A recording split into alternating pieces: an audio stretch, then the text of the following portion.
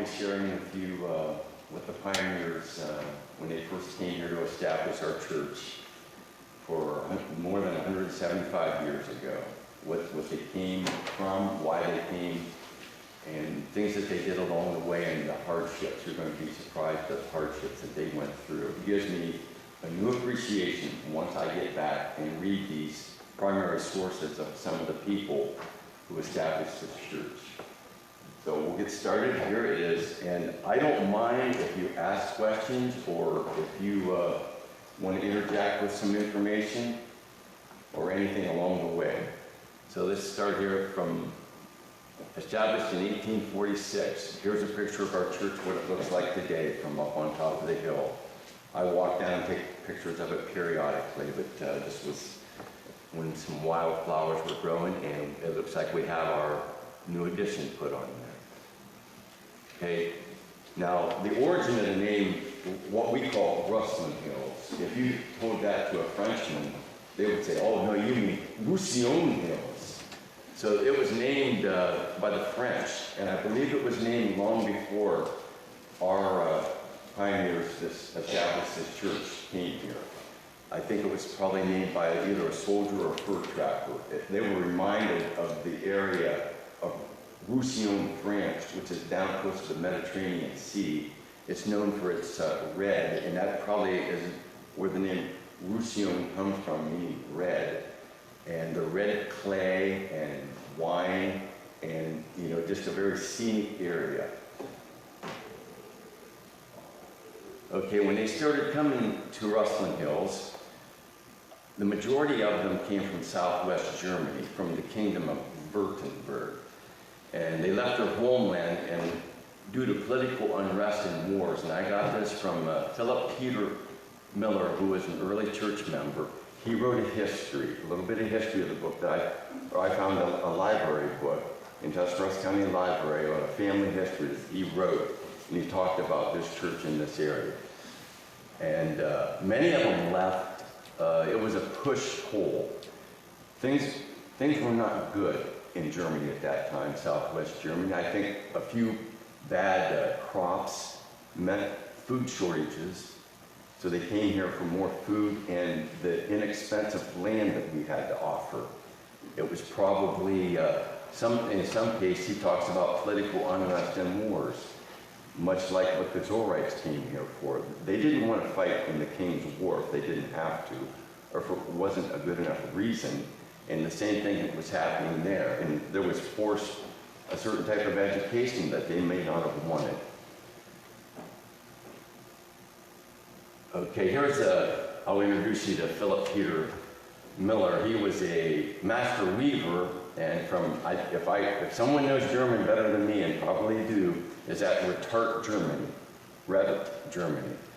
He came to the Ruslin Hills, and he purchased a small farm that would be in and around where Jeff Ziegler's lot is, where he keeps his equipment. It was back in the hill there. And he set up his weaving equipment in the barn, and he wrote about the hardships that they experienced on the way over. Okay, many of the pioneers came from the kingdom of Württemberg, but when I look back in the record book, there's others that came from the Grand Duchy of Hessen, Rhine-Prussia, Rhine-Pfalz, Saxony, Rhine-Bavaria, and even Switzerland. Some of the early burials, the first legible burial, the gentleman was Swiss. And his name on the tombstone looks like it's spelled J-A-C-K-I, but it's probably pronounced Yaki, or what we now call Yagi. Very Swiss. Okay, when the Zorrites came, I looked at their travels because they came in 1817. They left out of the port of Antwerp, Belgium. They arrived in Philadelphia, Pennsylvania. The Society of Friends, the Quakers, loaned them money. Everyone needed, when you came here, you just didn't get off the boat and say, here I am, I have all this money, I want to buy this land. They needed help. And they took an overland route. I think it says their journey took 90 days at sea. 90 days, just think of that. 3 months from the time they left Antwerp, Belgium, and came, and they had to get there from Württemberg also, and it was probably either an overland route or a trip, down the river, to get to Antwerp, okay? Now, when these German immigrants, I noticed from firsthand accounts, primary sources, that they were coming from Bremerhaven, Germany, or Le Havre, France. And, and they came into New York City. There was no Ellis Island at that time, but they came to New York City. And I had one pioneer here by the name of Jacob Frederick Ziegler, who his great-grandson was at our sunrise services. And I invited him here today, but I do not see him here. So he's an elderly gentleman. His wife just passed away. But he is literally the great-grandson of this Jacob Frederick Ziegler. And he left in 1834 from Hohenhacker, and I'm not even going to really try to pronounce the next name because it's not what it looks like. When I put that in the computer and someone's on the other end is saying, "What's your name?" What you say? Play it over again. Okay. His family landed in New York on July 17, 1834 from Le Havre, France, on board a packet ship named the Francis de Pew. Now, I started looking up the Francis de Pew to see what all type of trips it made and the problems it ran into, and you can find the history of it. A lot of times it was bringing salt. A packet ship, they would bring cargo. Then they would fill the empty spaces with people if you wanted to come that way. It was probably the cheapest way to go. Okay, they were leaving, I tried my pointer, it wasn't working, but down around Stuttgart in that area, in southwest Germany, that's the area of Württemberg. And you can see where Le Havre, France is almost directly west of that, where they were coming out of. But some people were coming out of Bremen or Bremerhaven, which is north up by Hamburg.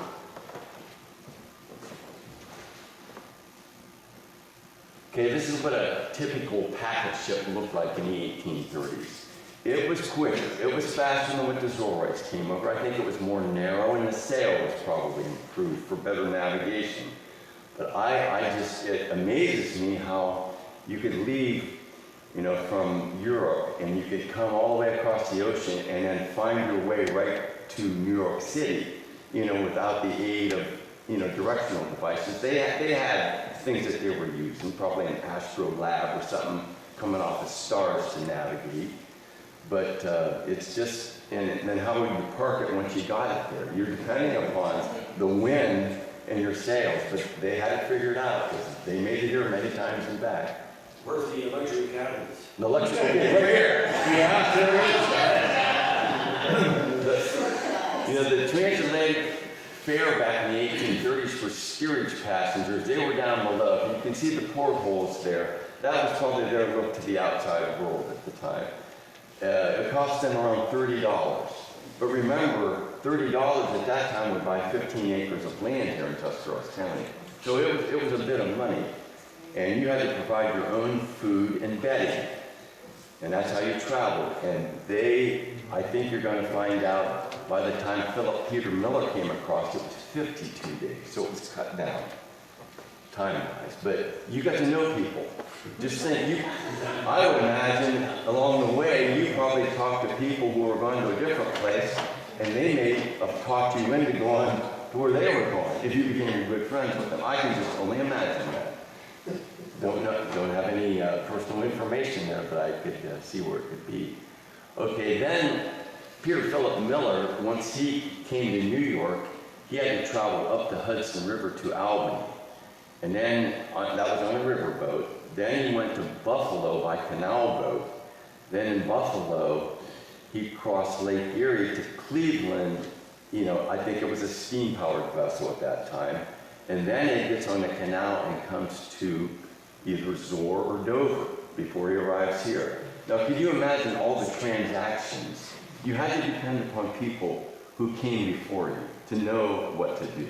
Because I can just imagine there was probably, some dishonest captains that would probably charge you a little extra if they could see you had the money, but you probably had to deal each and every time with, with riverboat captains and people and everything you brought with you from Europe to land here, you have with you right there, and it's probably not an awful lot.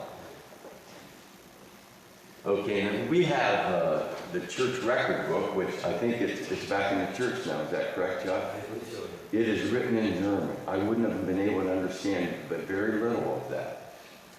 And that church record book, fortunately, was translated into English by a lady by the name of Maxine Renner Everly. And before she passed away, I got a chance to thank her for that. I met her down at Kent State when she was at the archives room of the Tuscarawas County Historical Society, and thanked her for doing that. She was a German teacher, so she was well versed in the German language. If you look, the church was called the German Evangelical Lutheran Congregation, St. Paul's Church in Dover Township, Tuscarawas County, and you see the roster of members started out 35 males and 40 females membership. Now, when that little church, which I believe was built where our cemetery is, it had to be of some size in order to handle that many people. And I imagine they were probably jammed in there pretty tight, sitting on flat benches with no backs. Okay, in the cemetery is that stone that I was telling you about. And the oldest legible burial marker I can find in there is in November of 1842. And that is that gentleman by the name of Yaki. And I use sidewalk chalk, if you see on the stone there, in order to be able to see that. And then I would take pictures at different angles, because some of the stones are really not legible anymore. And what I try to do, the ones that I knew that I could get information from, either through our book, I tried to record on a site called findagrave.com. And you see that's the website right at the bottom there, where every person, buried in that cemetery, if it's been recorded by somebody else or myself. Went around, took pictures of it. I spent a lot of time up at that cemetery. One thing I liked about that, there was no fee to get in, so I just walked in there, no one to bother you. You just sat there and went around and looked at things and imagined what it was like. Okay, now, this is just a conception of what would that church have looked like up on the hill. I've looked at other churches built during that era and what size they were. And if it was holding 75 members, maybe it would have looked something like this. I would think it was made out of logs, because that was typical of the construction at that time. I think I found the hinge from the front of it, which we have now in the vestibule out here framed, thanks to Sam. And so what it looked like, a photograph I've never seen. If anyone ever comes with one, please forward it to me. I would like to include it in here. But I think it's set up in the cemetery there, because the church record books never really came out and talked about it, other than when I saw that there were weddings being performed in the church in 1865, and started thinking, okay, in the church, where's the church at? In the record book, they assume that you know where it's at. Well, they didn't come right out and say the church in the cemetery, but this church wasn't built till 1872, so I knew they had to worship somewhere. Then later on, I started looking a little closer to where I think Emily and I went to the recorder's office at Tuscarawas County Courthouse and looked within there. I could find where someone was granted a right-of-way on that road that you see back behind the cemetery there. And they talked about the German Lutheran Church. The road went right behind the German Lutheran Church. So that made me think, there it is. It is documented that there was indeed a church up here. And I would almost think that it was built in that void area where you see no stones. The newer stones weren't there at the time, this one that's sticking straight up, that one is there. But beyond that, there was a nice area there where I could imagine it being, and that's why I found the hinge, right out in front of that. In that area, you'll see a picture of that later on, why the serpent hinge with a metal detector. In section 16 of Dover Township, that's going to get interesting here. Let me get to a map where I can show you that. See, this is where the iron hinge was found. And once I unearthed that, I thought, oh, that does look old. That was probably from the front door. And this Matthias Golster was the one who started the church. He came to settled in Bolivar from the kingdom of Württemberg, and he established this congregation in 1846. He had been here prior to 1846 preaching. He came on horseback, and he started other churches. You're going to see a little bit later on here also. But 1846 is our official date of the congregation being organized. Okay, there's a picture of Matthias Golster. It's the best picture I could find. And it was probably in a newspaper at one time, but now these circuit riding ministers were tough individuals. They had to be good marksmen, and they were good with horsemanship too. They had to go through a lot in the wilderness. So you can see he's probably just a little bit on the horse side, or tough side, I might say. But he came to America in 1829 from Baden-Württemberg, established these churches in Ohio, Indiana, Illinois, and he married a lady here, Rosina Haller, and they had 6 children before they left here in 1854. And they went to Southern Ohio first, established a church there. Then he went across to Indiana, established a church or two there before he ended up in a town called Doleville, Illinois. This is where he's buried. I found his cemetery marker in this little church cemetery, and each one of the churches he started was called St. Paul's Church. So he established the United Church of Christ in Shelby County in Doleville, Illinois, which is right in the center of Illinois. So people went west. They didn't just stay here. He took some of the congregation with him. I know some other people with names in our church record book who went with him at the time. Okay, this was his son, Jacob and Elizabeth Motts Golster. He was born here 1843, but by the time he was 10 years old, he left with his father. But I think he's buried also in Shelby County, Illinois. But that's what he looked like. And our first consistory members, in 1846, elders Johann George Rau, Carl Allman, deacons Johannes Notter, and Johann George Ad, I don't know how they pronounced it. They're in the record. Okay, and I always thought there's a connection between the Zorrites who arrived here in 1817 and our pioneer ancestors who arrived in the 1830s. And because of all the names that are similar, these family names appear both in the Zorite community and in our church record books.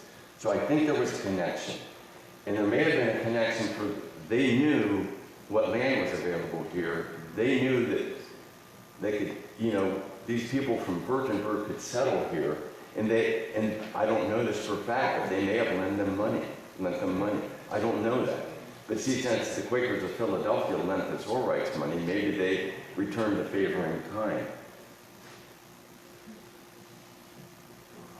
Okay, our little church that we're at right now, you see right here, where it says Key Will, right towards the center there, this is Ruslin Hill Church, where we're located right now, right here.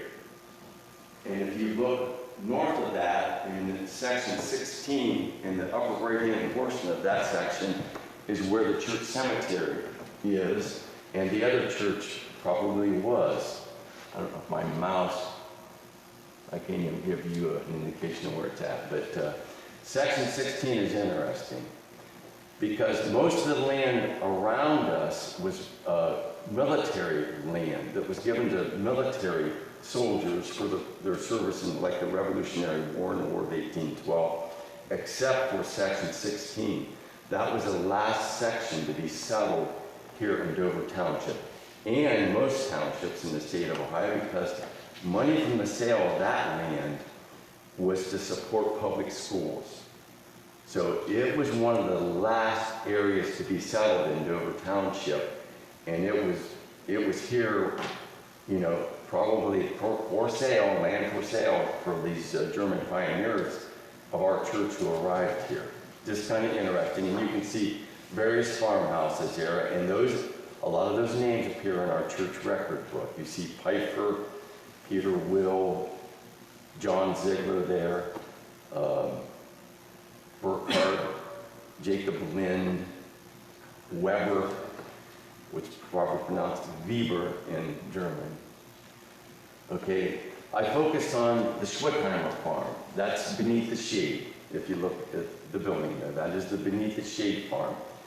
And when the Schwickheimers came here, they left Baden, Germany, immigrated here.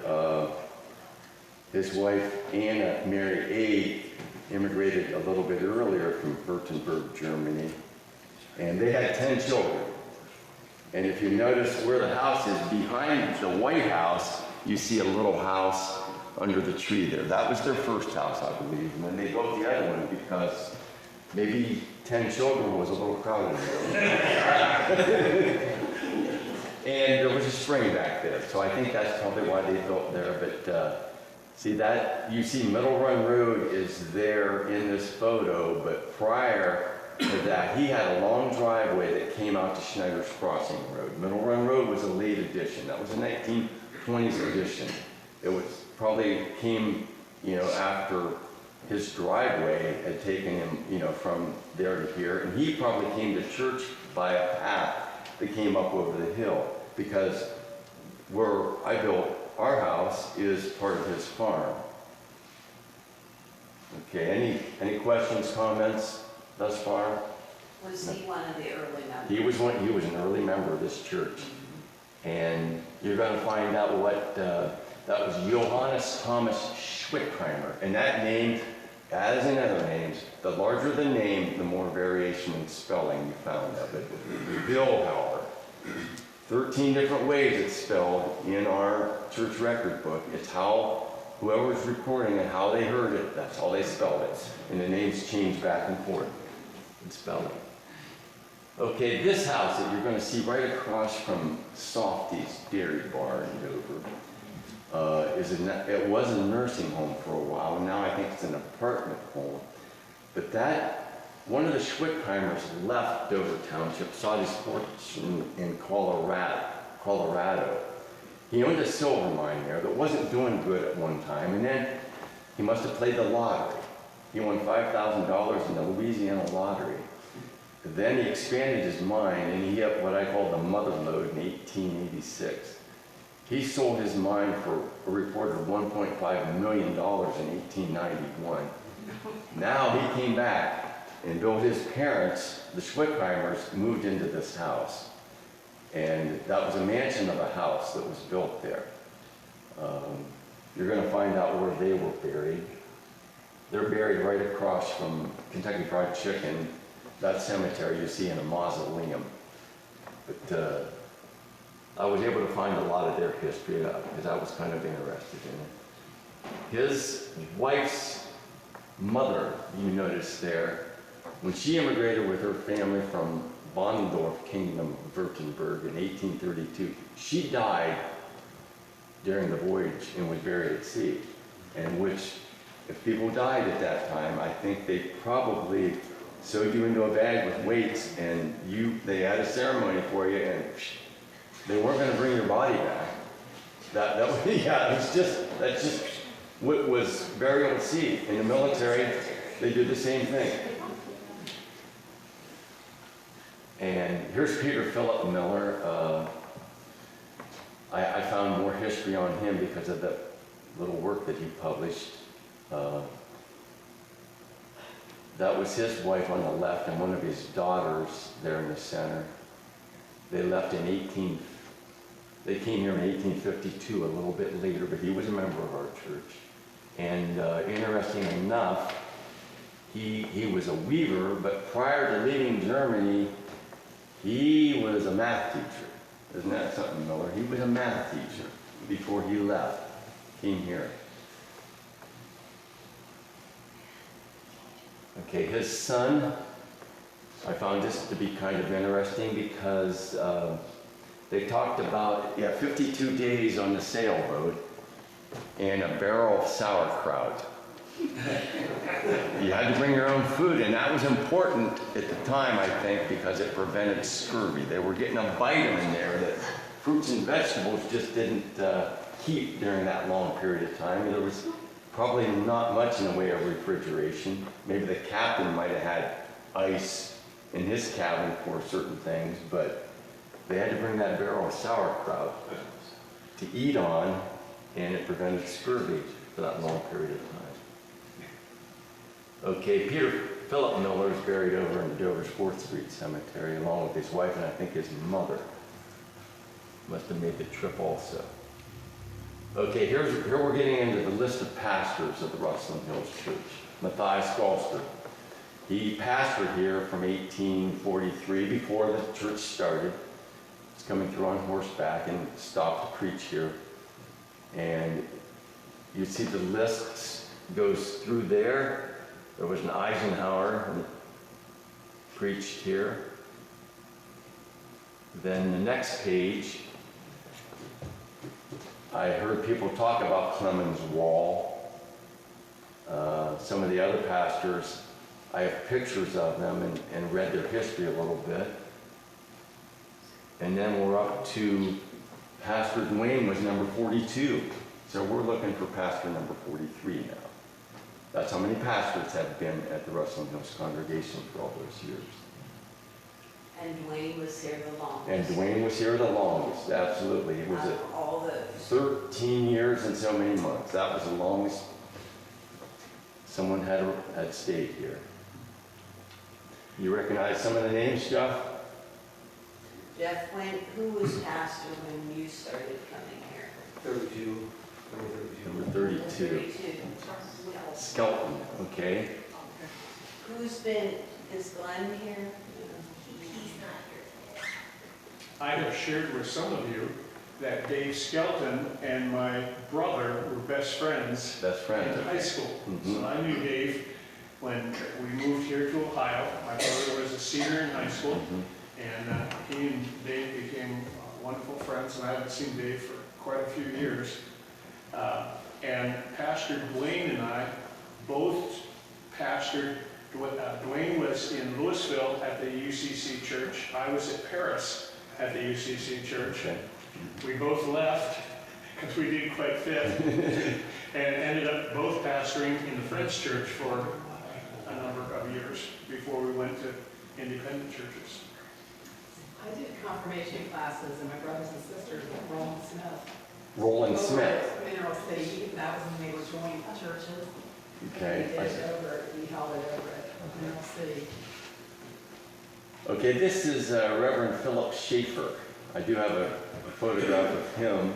He is also buried in a mausoleum across from, I call it Kentucky Fried Chicken, in that area where you know the cemetery that's right there, the Maple Grove Cemetery. Was pastored here from 1856 to 1857. And if you, Tom. yes, Did you mention that our first pastor, Matthias Galster, had a son that's buried up at the cemetery? yes, his son died a relatively young year, at a relatively young age, maybe only about a year or two old. And I haven't really pinpointed which grave is his because I think it's worn off. It's in our church cemetery, yes. Okay, this is where Reverend Schaefer's buried, the mausoleum. Okay, then there was the need for the larger meeting house. When this land was donated by a farmer named Peter Will, who lived in the house that used to sit right behind the church here, 1872, the Dover Planing Mill Company was awarded the contract for the construction of what we're in right now in 1872. Okay, Peter Will and his wife are buried at the Fort Lawrence Cemetery near Bolivar. They had a son by the name of Andreas Will. Little Andy Will fell off of a wagon, was run over here on this farm. He's buried in Ruslin Cemetery.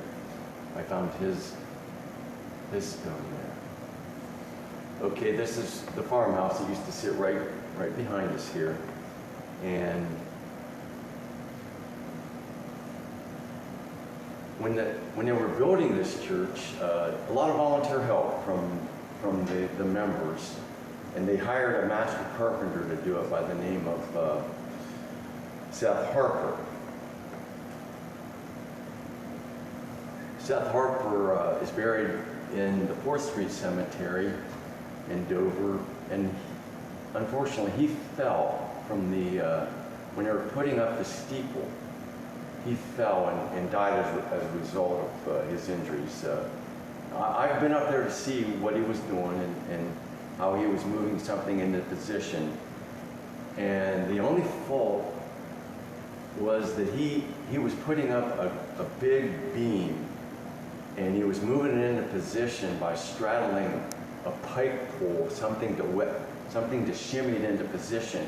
And he had it braced with two 2x4s that were nailed together. And these were true 2x4s made out of oak, but there was 2 knots that were in close proximity to each other, and that's where it snapped. It snapped, and when it fell, it hit the pole that he was straddling, and it catapulted him up in the air.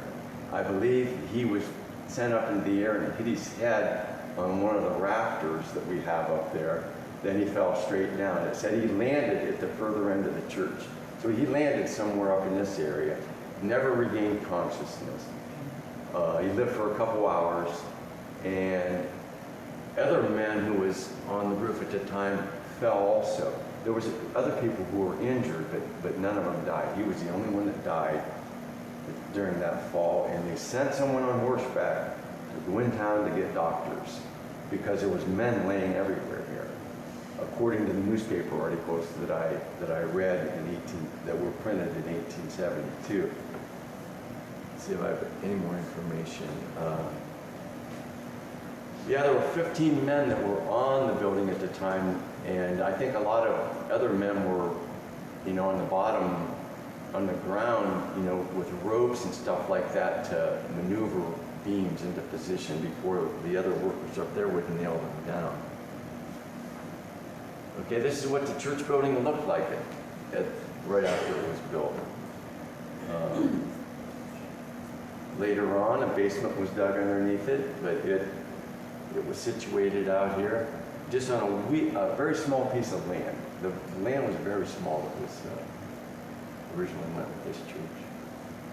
Okay, this is what the bell looks like today.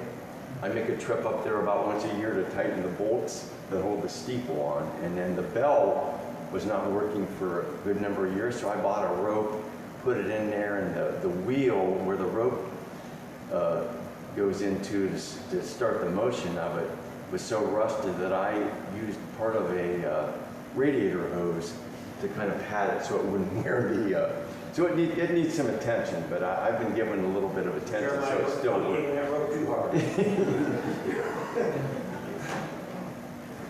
Okay, then this Joseph Smalls was a pastor here, and he has a distinction of preaching both in the old church, and he was the first pastor here in the new church.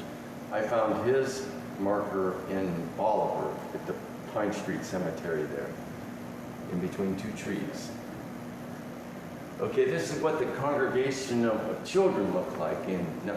I'm estimating the year 1918. And there's many children there. The pastor could be that young fellow right in the middle, or there's another gentleman standing at the back at the door there, or that could be him. I don't know. That one guy on the right was like Little Gerber there. There. I'll tell you, he probably had relatives there. And when we had our 150th anniversary, I got to talk to one of those ladies and found that to be a distinct pleasure. And the lady I talked to was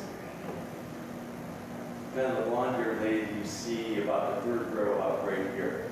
She was about the only one living at the time. She pointed to another guy towards the front there that was still living at the time, but most of those people were gone even by 1996. What was her name, Joe? I'd have to look it up because I have a picture of another picture that looks like this. That does sound right. And in this picture, she's standing all the way on the left in the back row. And there are some Gerbers in there. There's some Mauers in there. Silas Bitticker is the pastor. And you notice those are true shutters on the windows. They probably open and close. And they had a double door right in front. The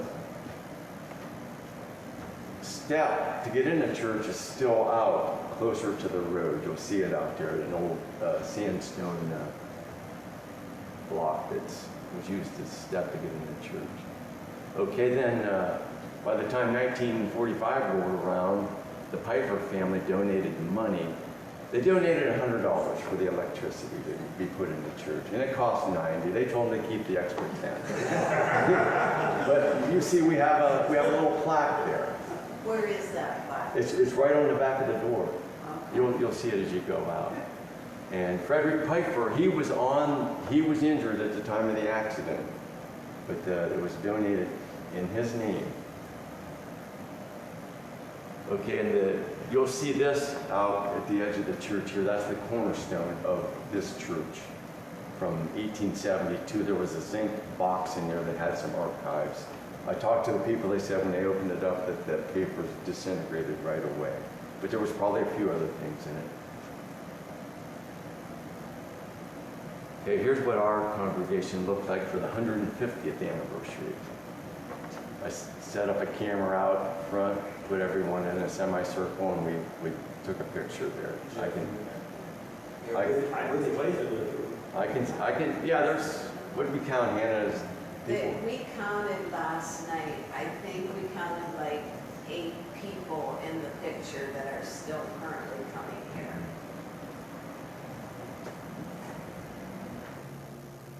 Okay, here's Pastor Ed Haupt was, and Esther.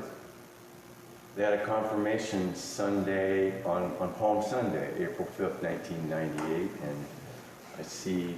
That's Valerie Weaver. Yep, down in the front row. there. Mandy. The Marburg boys. I see Ernest Marburger in the background. Yeah. Okay, this is when in 1998 we had an interior project, and we had the whole inside of the church was gutted. Every one of the pews was in my garage. Do you remember that, Jeff? We hauled them up there and put them in the garage. Everything was taken out of here. On one Sunday morning, we just went to work, started dismantling the place.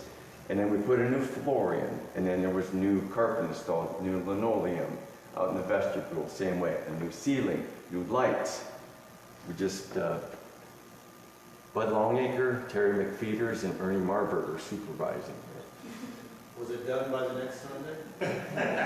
As I remember, we had our services in the basement, in the fellowship hall, it was called at the time. Did it take about 2 or 3 weeks? I think more. It didn't take too long, but then we had it all together. Okay, and then there was a time capsule that's put in the closet right now, and I put instructions on there to open it in the year 2046. So those of you that will be around for the 200th anniversary, there's instructions on where to cut it open, but at the time, I had everyone write a letter to the future. We put in some archive material in there, wrote a letter to the future. There's things that we didn't know back then that we know now that are in there, like where the name Ruslin came from. We had no idea at the time. So I was told that by some guy from the Clarence Marburger family, how it came about. So, okay, here we are at the Zor Harvest Festival, which was an annual thing that we did for money, and we met people there. I can see myself in there, and Emily, and Nancy, and I think that's Ernest Marburger on the far left.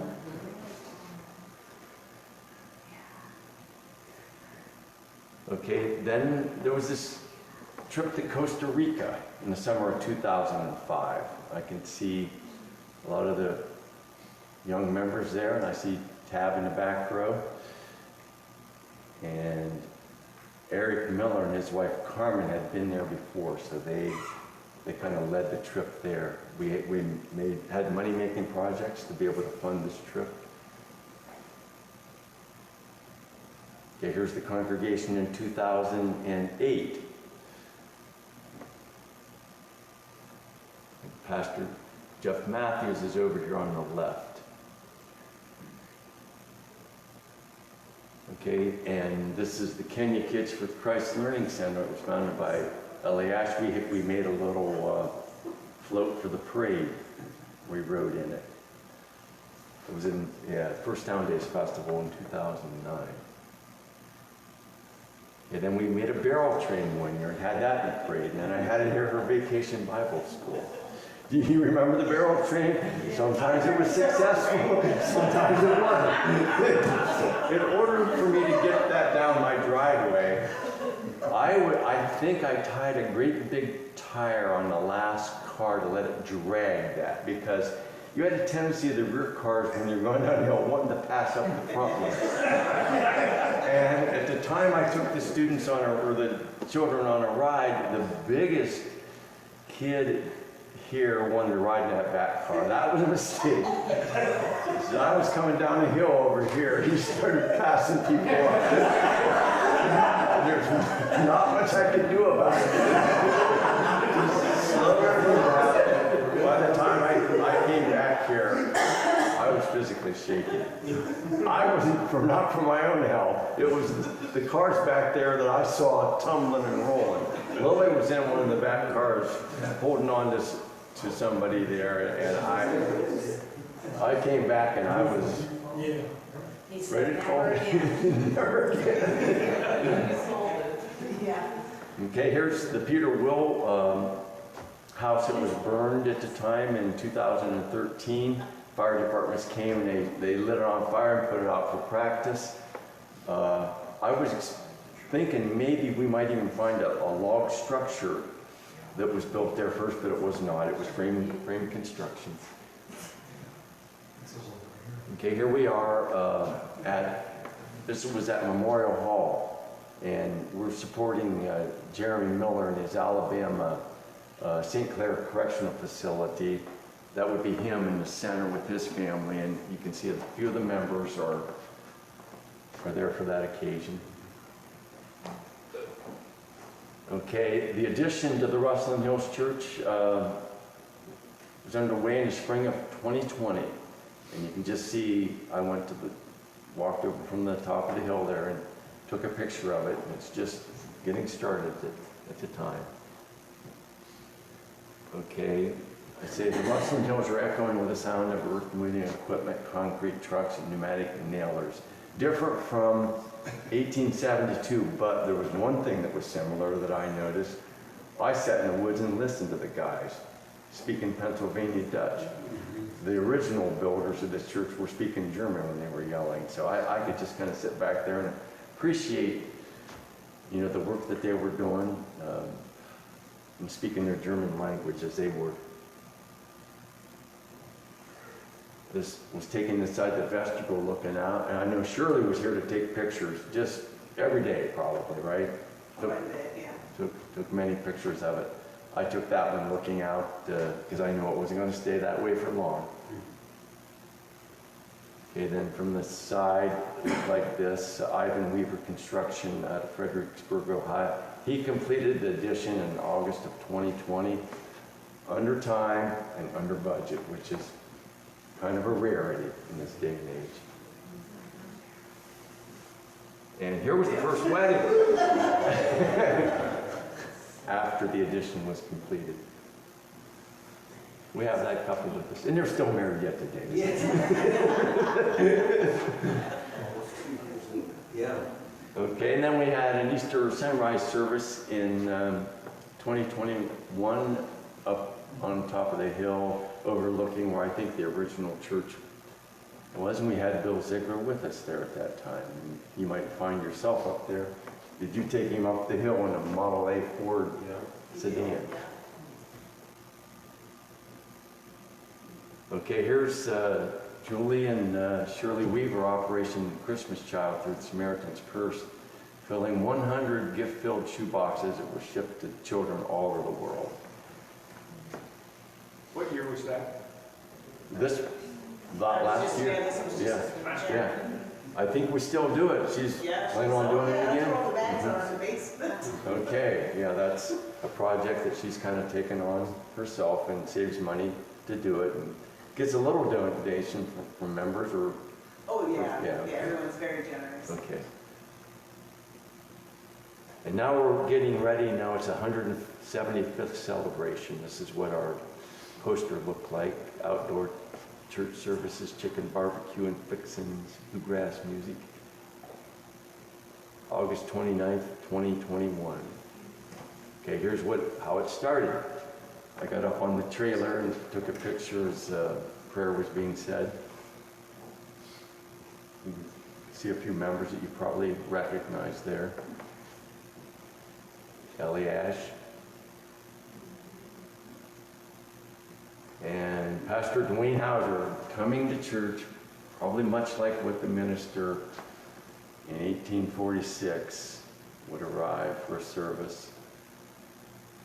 Horse-drawn vehicle. And here's when we were singing hymns under a big tent.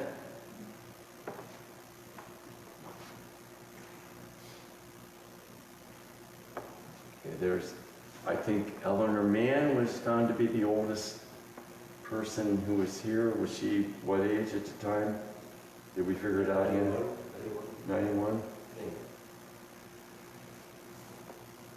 I see Gordon Hawk. I see the Weaver Gals in the background. Okay, here's the food line, 1846 style. Plenty of good food.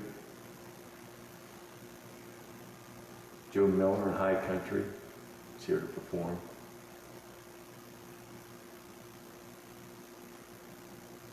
There's the Weaver Gals.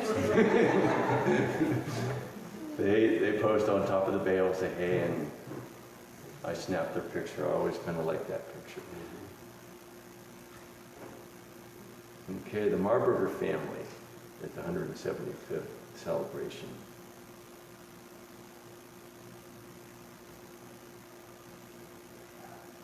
You can go. Oh, and what? What's happening? Who keeps putting it back there? So one of your kids back there playing around. Okay, there's Thelma and Millard and Ira on the left, and then the missionaries. He's talking about all the missionaries that we were supporting. In the far right, I see Nancy.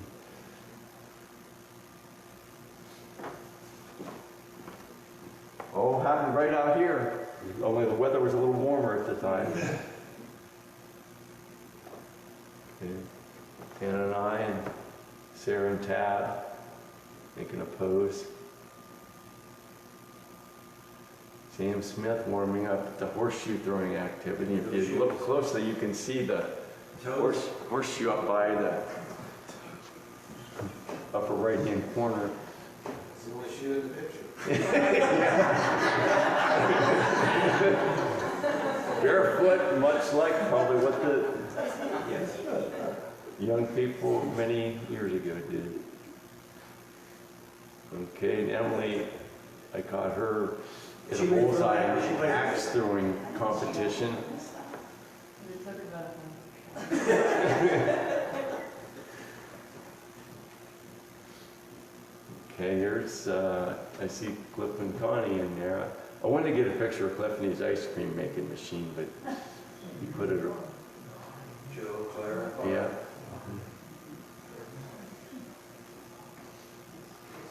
Okay, here's the pastors of the Ruslin Hills Church. Dwayne and Joyce, Jeff and Kelly, and David and Lynette Skelton. Oops. And special thanks to Red Raver. He loaned me a lot of old photos for this. He actually gave them to me. And Maxine Renner, Everly. Sam Smith donated a lot of the modern photographs.